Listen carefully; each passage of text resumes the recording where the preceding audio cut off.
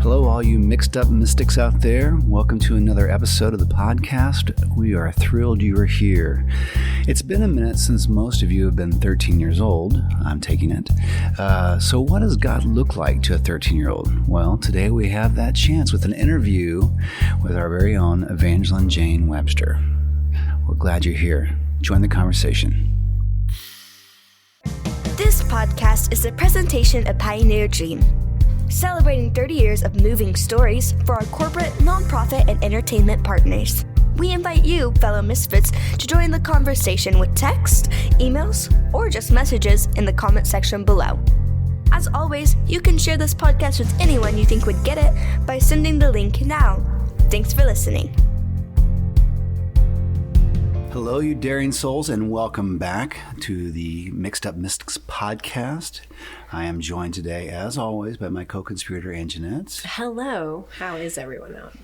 This is podcast land? Podcast land's fine. Sure. I think in your car, in your home, wherever you are. If you're hiding from your children during the snowstorm in a closet, we get This is no, speaking of which, this is no normal episode because not only am I joined by my co-conspirator, Jeanette, but I am also joined by one snow bunny, Evanjalyn Jane Webster. Oh. Hi. Evanjalyn, where would you normally be at this time if we were working on a podcast?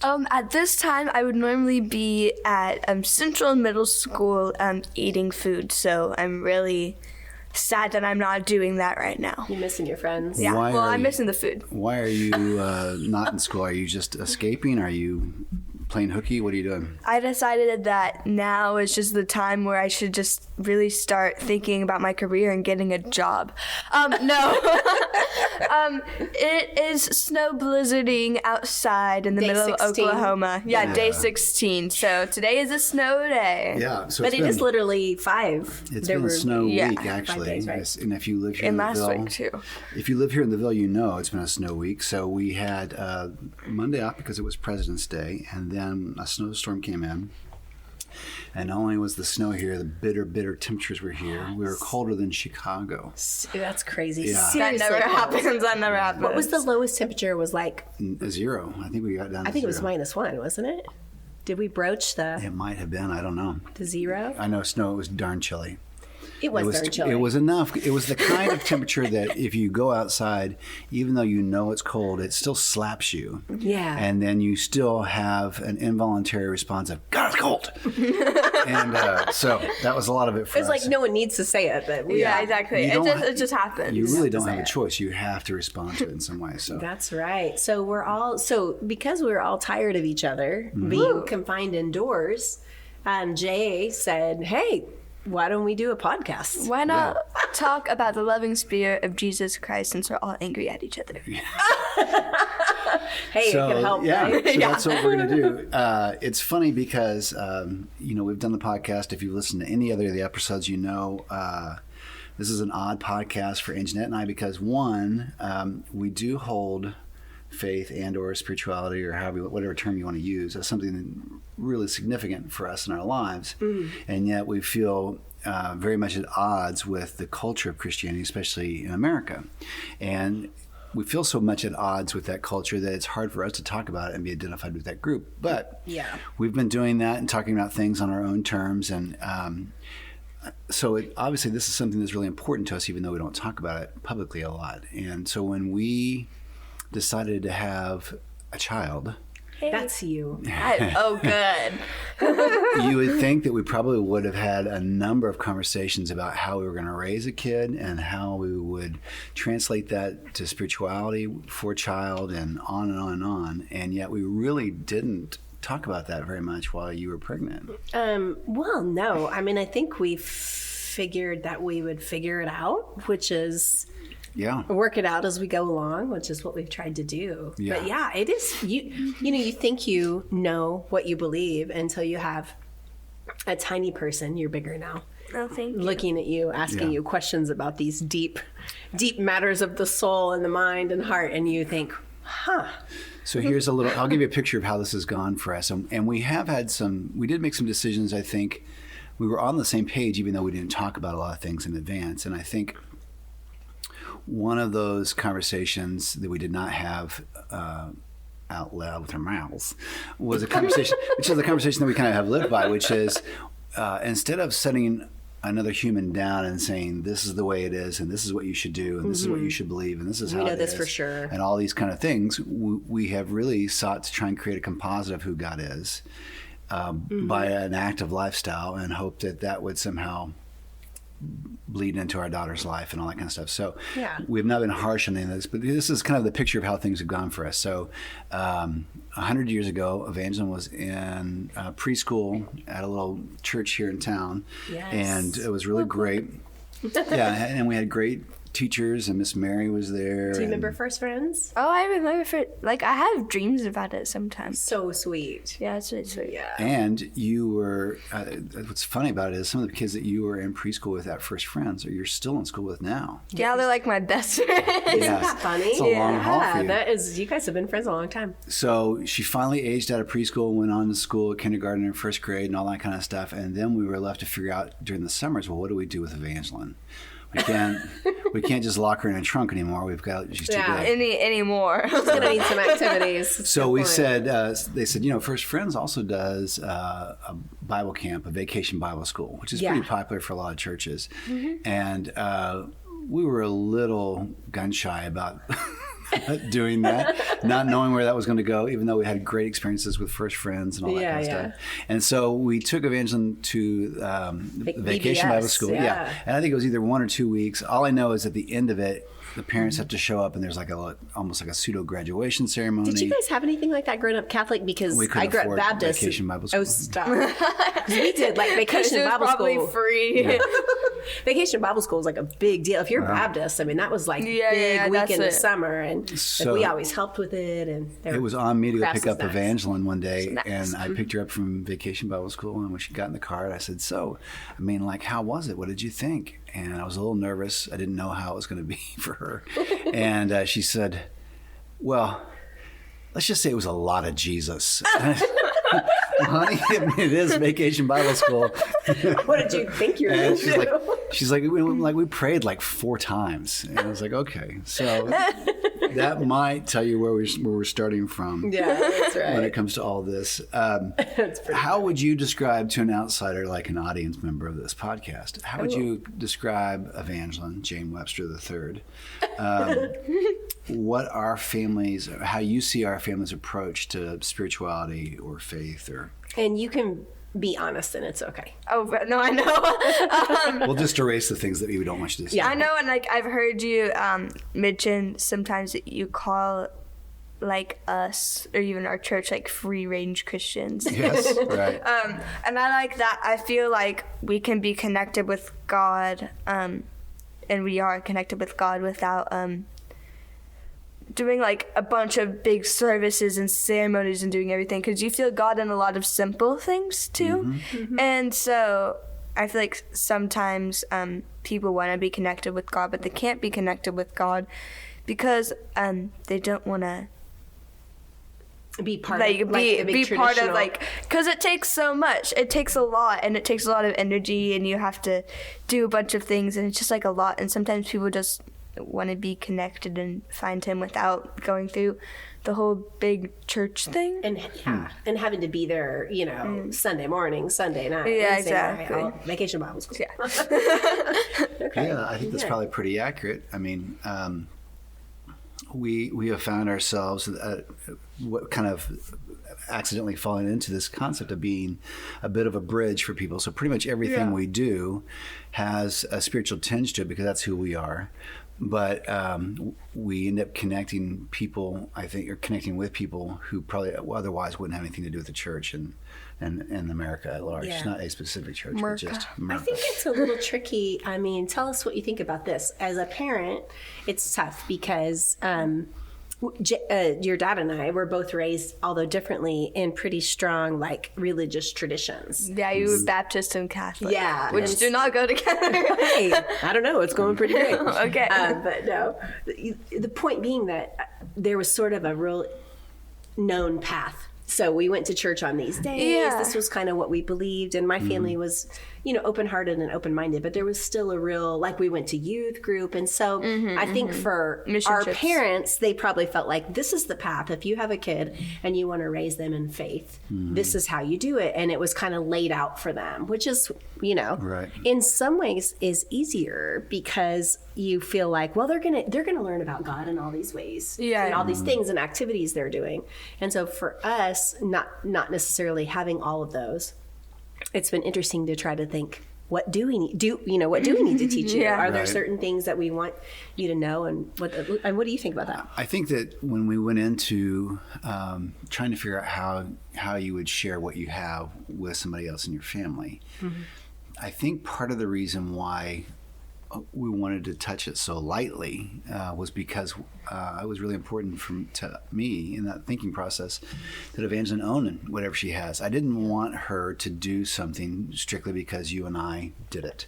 And that's kind of the way you and I grew up. I mean, there was a whole lot of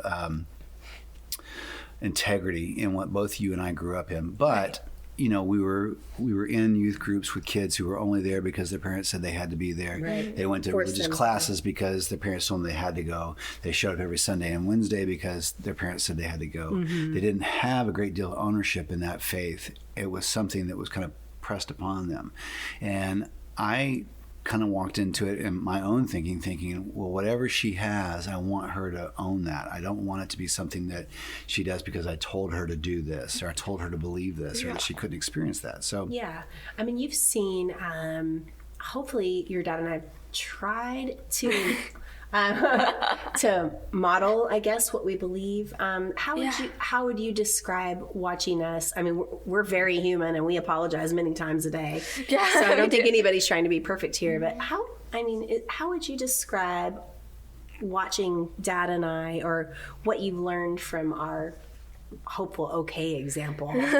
What I've learned is that you don't have to be super religious to be a believer. You don't have to go around wearing t-shirts with like scriptures all over it and stuff, because that just scares people away, and it would scare me away, and I love God. And so you've taught me that you don't have to be super religious to be involved with God and his presence and all of that jazz. And then you've also... Good. We did something right. Yeah. Good. We were worried asking you. We'd be like, oh, this one. I realized that, like, in our church, it's mostly older people, or people that have come from Catholic church or Baptist church or... some other tradition. Yeah, or some other kind of hard tradition, so they're kind of finding freedom in that. And when I was growing up, that was kind of hard because everybody else already had it figured out, and I didn't really, because I was still like learning, and everybody else was just like doing what they do now. And so I was like, oh, okay. So like when I was littler, I was like, I guess I just know God, and this like isn't like, it's not much, but my believing was like always, it'll be better when I get to heaven. It'll be like amazing when I get to heaven, so I don't have to worry about it now. And the truth is, you don't have to worry about it now. But I wasn't really feeling anything, and then I got older, and I began to feel the presence of God and see him in those tiny, small things every day, and I began to realize, oh, it gets better and more intense in like a good way from here. And I was like, oh, okay. So that's cool. Yeah. So as you've gotten older, it's become real to you. When you say things like you've been able to feel the presence of God and all that, has that been a comfort to you, and has it also kind of helped you form your faith or make something real versus someone just teaching you something or making you recite something? Yeah, it's definitely helped me build my faith. And like faith is like a word that can be used in like so many different ways, but the way that I picture faith is just believing, even though you can't see it, even though sometimes you don't think it's there. Sometimes you just have to believe because God says that everything's going to be all right, and you just have to know that everything's going to work out for the better. So that's how I picture faith, and feeling God's presence always helps with that, because sometimes you're just in a rough day and you're not getting any of that. The next day you get like presence overload. And So what do you do when you have a day where you feel like your soul is off or troubled? And we all have those. I mean, how do you...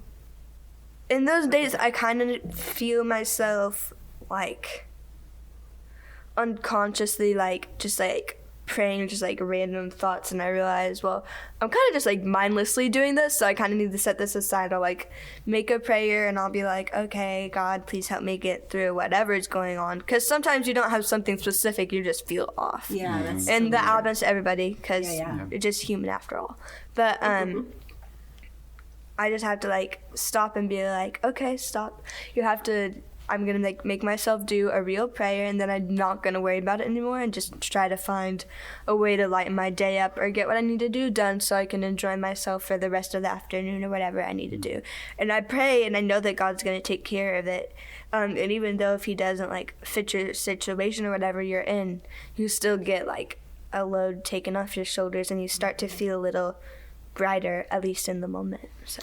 That's Yeah, awesome. I think the way that you have approached spirituality, probably even in a different way than Mom and I did growing up in kind of fundamentalism and a different point in history and all that kind of stuff, is that you, I think, understand that, like you said, that a lot of the things we experience are just a matter of being human. Yeah. And then we call on our faith, our spirituality, or the person of God to help us with that, which is probably the one thing that we have that kind of helps us, that might set us apart in that experience. So everybody has the feelings you're feeling when the day you feel off, the day you feel nervous, the day you feel anxious, all those kinds of things. And so fortunately for us, I think that faith kind of gives us some tools to work through that stuff a little bit. So, well, we talked about this idea that Mom and I never really sat you down and said, do this, or, this is who God is, or this is what this is about, or whatever. We tried to create kind of this picture of who God is by our lifestyle. Yeah. How, if someone was asking you, how would you describe who God is or who Jesus is? What is He like to you? Like, if I asked somebody else to do that, I know they'd be like, well, he's tall and he has a beard. Long, brown, luscious locks. But I don't really think of God as a person or like a figure when I'm thinking about it. It's more of like a feeling. It's the Holy Spirit. So if I was describing God to somebody, I'd just like, okay, this is hard. That's okay. It is hard. You're right. I would describe God as just someone who has a plan for us and who made us to do what we need to do to bring His light and His Holy Spirit into the world to better the lives of other people. And He's given us a promise of a home in heaven after this life, and He tells us that everything's going to be okay. That's awesome. I love that. I mean, and it does make my heart happy because of what you said about, I guess, kind of our opportunity or also our responsibility to help others in that. And so much for me personally, because I have, I'm still working on my composite of who God is. And it changes. We all are. Always working on it. Always. And so so much of what I know about how God loves me and is for me is based on the way I feel His love for other people through me. Yeah. So the fact that He's so bent on helping other people and He wants me to be part of that also shows me how much He loves me in that process. So. Yeah, and that's one thing I feel like our family has done, I think, pretty well, is because, I was raised in a ministry family, and you guys know that, of course. You were? All of our family really is a family of faith on both sides, although a little bit different perspectives on that, but we all have known that loving other people is at the top of the list of things that we do. Yeah. And I think hopefully we've tried to model that as we've tried to serve and volunteer and help the world in any way. And that's, for me, a lot of times when I'm feeling God's presence the most is when I'm loving somebody else, I guess, because that's what, I feel like that's something that hopefully our three family, as we call it, has done pretty well. Sometimes, if we're volunteering, like when we say we're volunteering, that sounds like so official, fancy. but when we're but doing when we're something- just helping out or getting food for the homeless. Whenever we're volunteering and doing that stuff, you might not necessarily like feel the presence of God when you're doing it necessarily, but like when I feel the presence of God in that situation is when I see it affect other people for the better. It's like when you see people eating the food that you brought them, and when you see people being safe, and when you see people in the new clothes that you donated, and they're all safe now, it like really gives you that feeling of God. You feel like God's smile on it. Mm-hmm. Yeah, I like that too. And Jeanette, so I talked a little bit about, you know, kind of the unspoken part of what I felt like when we had Evanjalyn, what our responsibility was. What did you want? What were you hoping for? Were you conscious at all about raising a child spiritually and what that would look like? And what were your expectations there? Or what were you hoping a child would take away? That's a good question, but I mean, sorry, you guys know that I tear up. Here we go. Here it is. It happens at least once every day. Oh gosh, it's so true. That is a great question, because the only thing I've ever really wanted for Evanjalyn is that that she would have a friendship with God that would sustain her when life is hard, and because it's what keeps me. And that's all I ever really wanted for her. And that's something that she is developing. And I see it. Yeah. And so that makes me feel, you know, as a parent, you want your kid to be safe and you wish you could protect them and save them from all the mistakes. But at the root of it, I want for her what keeps me okay. That's so funny because, you know, when I pray for Evanjalyn on my own. Pass the Kleenexes. So Nile River down here, guys. So when I pray for Evanjalyn on my own, it's really comes from it's two places really. It's one is that she would be safe, and so every day I'd drop her off at school, most days. Yeah. Before she even I'm on pickup duty. Before she even gets to the front door, I'm praying that she will be kept safe, and the students around her will be kept safe. And so I when you were pregnant with her, and I was laying awake in bed a lot of nights, it was around that. Could I keep her safe? Would she be okay? Would she have to go through the things that we had to go through, or face some of the things that we had to face? And I really wanted to protect her from that, but apart from that was this friendship thing. And here I am, you know, almost 25 years old now, and my you should aim a little higher. It might be believable. My composite of who God is and how I know Him is continuing to change. Like this week has been an odd week, and I have felt like it's been very difficult to be intentional about our time and be out of the schedule and off schedule, and it makes it even hard to relax. Like I just wanted to eat a lot of nachos. You can't fully commit. You can't fully commit to the snow day, and then you're too anxious to kind of just relax and watch TV and all that stuff. And that's hard to get work done. And so I felt off, and then I felt like I was spinning my wheels on a lot of things. And in the past, that would correspond with somehow feeling like I had disappointed God in the process, like I didn't do what I was supposed to. We're always good at feeling. But this week I've noticed disappointed people. This week I've noticed that's changed, and I feel like He gets it. Like this is like a compassionate God, like a friend God, like you said. It's a weird week, isn't it? Exactly. Yeah. And so He, instead of someone being finger wagging, like you should have gotten more done this week. You had all this time. I feel like I have this friend who's like, this is a strange week. You're doing the best you can. I get it. And don't you find, like, I think one of the things that our family does pretty well is that we're honest with each other. Mm-hmm. So I think I even said that Evanjalyn and I have had a little bit of a skirmish this morning. It's tough to get out. We had to get out and do stuff, and she's wanting to have a snow day, and I get that. I mean, you know. Yeah, you guys have had to get out a lot more than I have. I had to leave early a couple times, so I'm not part of that process. But anyway, it was fine. And I told her when we recollected ourselves, I said, it's been kind of a weird week, and I feel we have like no schedule. Like we have stuff that we need to get done, but the motivation's not there. And I told her that I was sorry, but I feel like that in our honesty with each other, because we try to model that, I feel like, in our relationship with God. So we can have those moments too. Like I was trying to pray this morning. I was like, God, are you here? Yeah. Are you here? I know you're here. And I just really, more than anything, just needed to have that moment of connection.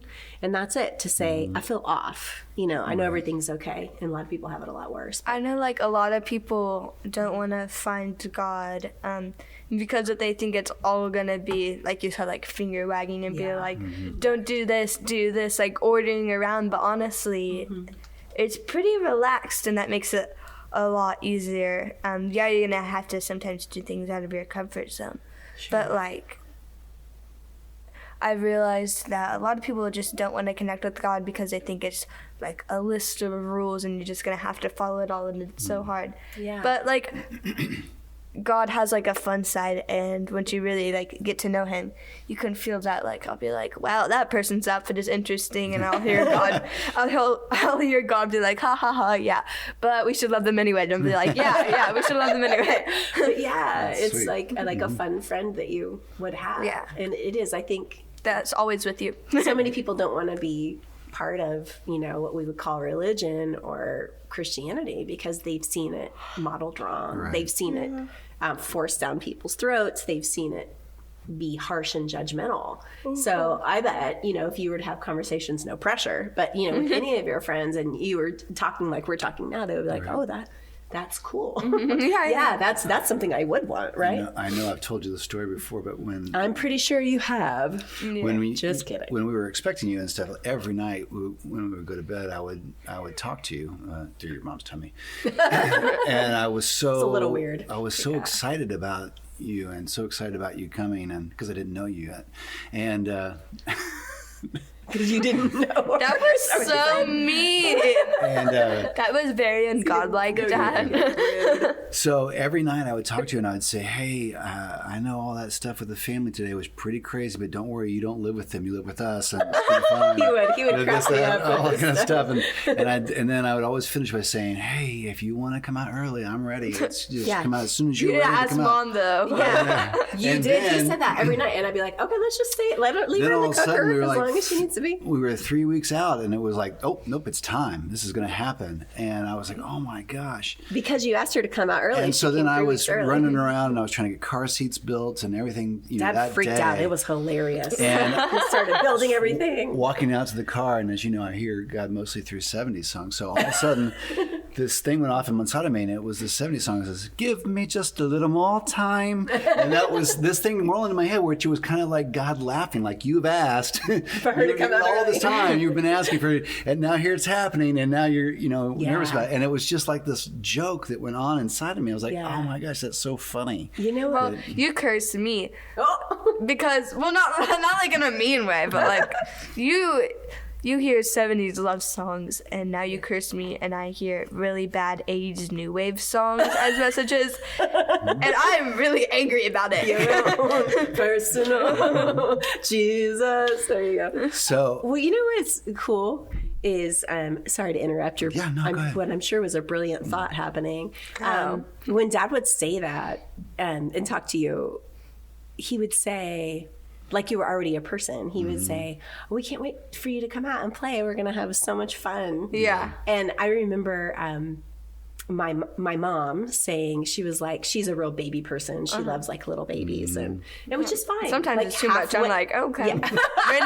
Random baby on the street. She's like, oh my God. Half of women are like that and the other half are not. But anyway, she would say, aren't you so excited about having a baby? And I said, no. I mean, the truth was, the baby phase for me wasn't what I was looking forward to, but it was like Dad and I could see that there was this person. And I said to my mom, I said, no, that part scares me a little bit.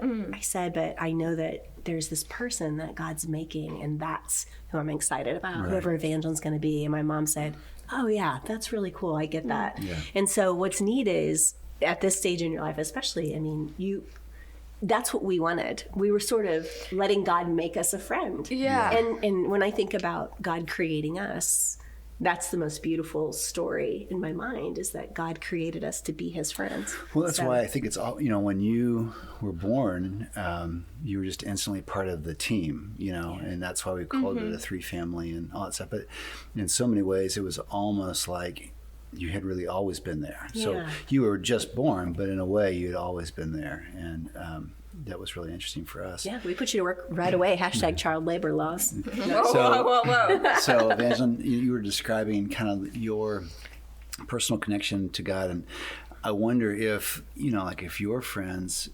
had more of a concept of what you have versus the culture or what's shown on TV a lot, if more people would be interested in who God is and who Jesus is and what it's like to live with him, if they had an example or an experience like what you've had versus what they grow up in. Well, I feel like I have a pretty big friend group, so You do have a good friend. yeah. I mean, like, I have a lot of people in my friend group, not to brag or anything, but but I know that they definitely come from a lot of different backgrounds, and like I have a few friends that are like really like strict on religion and stuff, and then I know them personally, and I'll be like, oh, like, you're not really as strict on religion as your parents think you are, but that's okay. Yeah. But I know if maybe all of my friends like saw the life that we live and how we're connected to God, maybe they'd be more open. But I do know my friends, they all go to church and they're all are pretty connected with God and stuff, and we feel like God through each other. Yeah. And it's not like it used to kind of, God's presence used to kind of freak me out, and it still does sometimes. But Feels kind of like very- when I'm with them, I'm like, oh, this is like the happy part, and I'm always gonna like this part. And I had trouble finding God when I was littler, but like now I'm like, oh yeah. So you It's like they're here like with my friends, and so we all feel God through each other. And I think like we've been gone from breaks so long from each other that we've had like anything like Zoom calls and like Google Meets and FaceTimes and stuff, and we're just like, because we kind of feel empty without each other. So like it's been like 2 weeks, and we're like, hey, how you guys doing? You're like, good, how are you? But you can feel, I mean, friendship, I think, is one of God's greatest gifts in the world. And When so I was you like, feel the joy of that. Right? yeah, when I was littler in like elementary school, I don't even think that it wasn't like, I mean, I didn't have like the best friend group really, or didn't have like the best friends. You did okay. But like, yeah, I did okay. And I had some good friends. But I realized that like everybody when I was littler, they were always like, oh yeah. And I would like see like commercials, and they'd be like, your friends, like you die for them and you do all this stuff. And I'd be like, intense. I was like, well, yeah. And I was like, I won't want to die for my friends. And I was like, because I don't think like my emotions were like built up now, but like I would die for any one of my friends now that I'm like mature now, because like they mean so much to me. I think like it was confusing for me when I was little because those emotions like weren't built up then. But do you feel like you've got some really good true friends? Yeah. Well, it wasn't even just the friends that I was having. I think it was just like how I wasn't as mature as I thought I was at that age. Yeah. And now it's become a really important part of your life. Yeah, that's the thing, I think. I mean, so many people try and get a one-dimensional view of who God is, but I think that, I mean, I see God especially in my friend groups. I see God in my alone time. I see God in nature. I see God in so many different experiences. And so,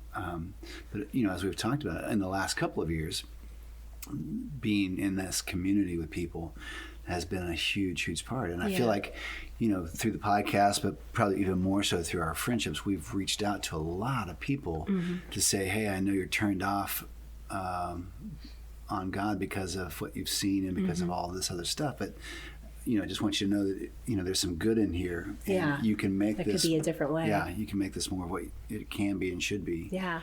I wanted to ask Evanjalyn about one thing. How would you describe how you feel God's presence? You're a musician in several different ways, and a songwriter, and you play cello, piano, do all sorts of things. But how would you describe, I mean, do you feel God in music, and what's that like for you? Oh, yeah, I feel God in music all the time, and it can be like really weird, like crappy pop songs, and I'll just be like feeling happy because I'm like, yeah, espresso, and I'm like, it's like, even if like the lyrics don't really have like any meaning, just like the happiness is God's presence. And then also like there are songs that I'm just like, man, that got me, and I feel God's presence through that. And I feel God's presence through musical theater music. And what about when really you play good music or create it?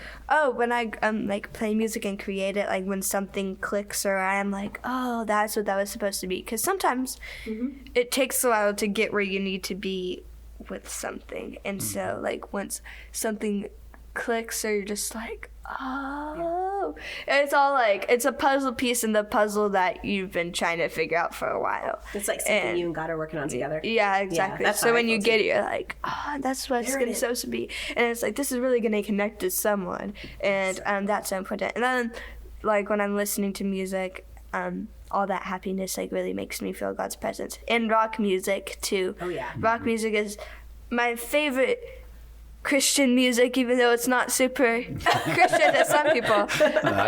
Just like it's just music. We've never seen the powerful, just the powerfulness and like how heavy some stuff is. I'm just like, man, and the bigness a lot of the bigness, and a lot of people are like, oh yeah, rock music is so unholy. I'm like, are you listening to the same thing that I am?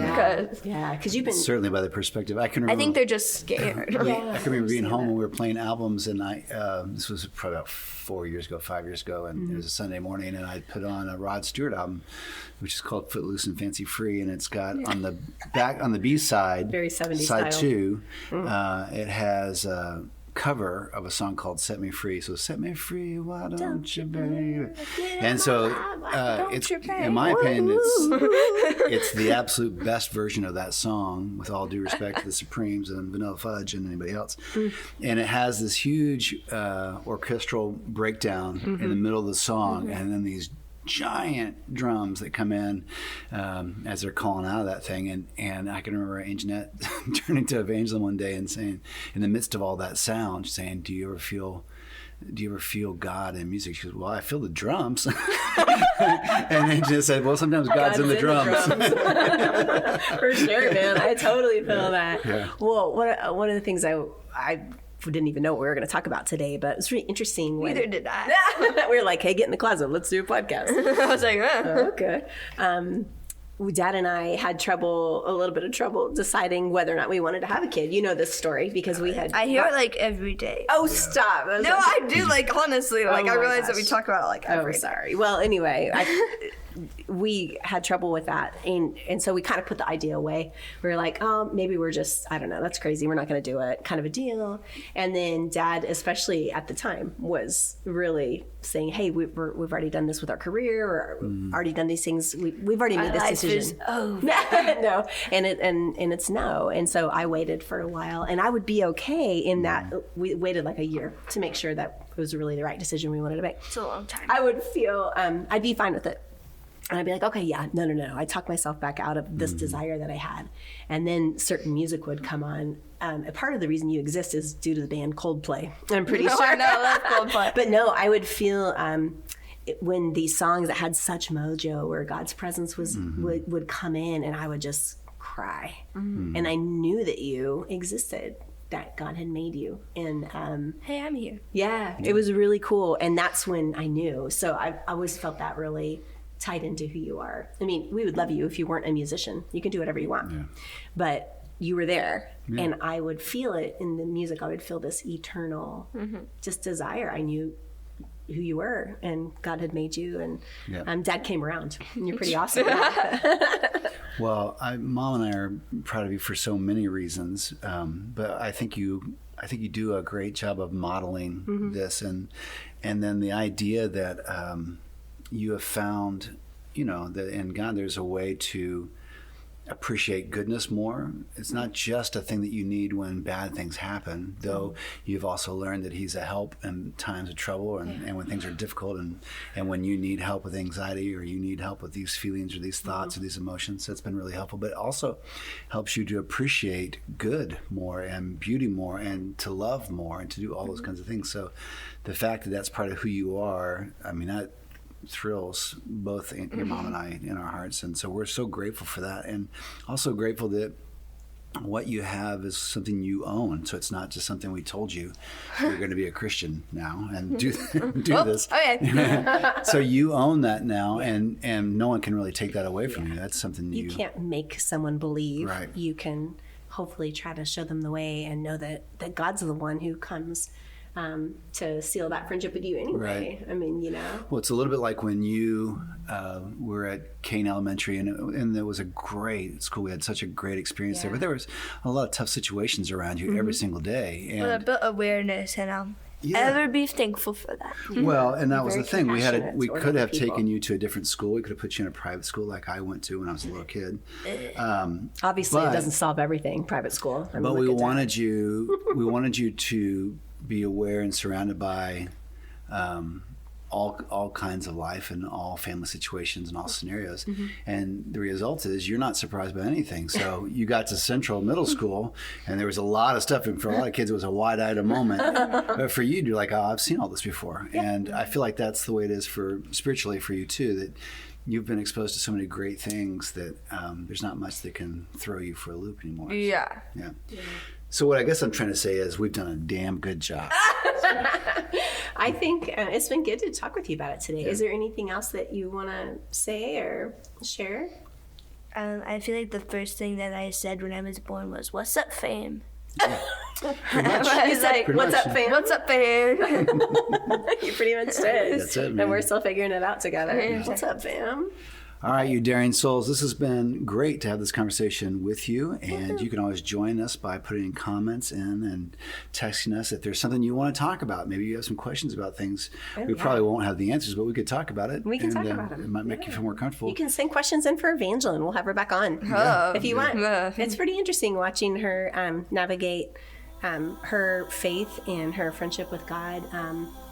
You know, in the her world life. today, and her They friends. don't her life have with to her be. parents. They don't have to be spiritual questions. No, they could be any kind of questions. But anyway, we are proud of you. Thank you for being willing to do Yeah, this today. thanks for. We kind of made you, but thanks for acting like you were willing. Yeah, you're welcome. Child We'll be labor. We'll be back very soon with another episode, but until then, feel free to message us. And if you think there's somebody else who would, quote, get it with this podcast, please send it along. We're not doing big public stuff and promoting this podcast, so it's really only if people find it somehow, and the best way they find it is if you share it to them. So if there's somebody you think might enjoy this, take just a second, go to the little button where it says share, copy that link, and text message it to somebody so they have it on their phone and they can do it right away. And you might consider, if you liked this conversation, you thought it was helpful, maybe listen to it with your kids. Yeah. And it could be interesting to let them hear another kid talk about. Hi, kids. Okay. Hi, kids. Hi, kids. Hello, kids. All right. Peace out, friends. We'll see you next time. Peace, guys. Thanks for listening. If you enjoyed this podcast, share it with a friend. And check out Pioneer Dream's other podcast, Dreamers Live, a conversation about living intentionally, and Got a Minute, a podcast that pairs short humor columns with original music.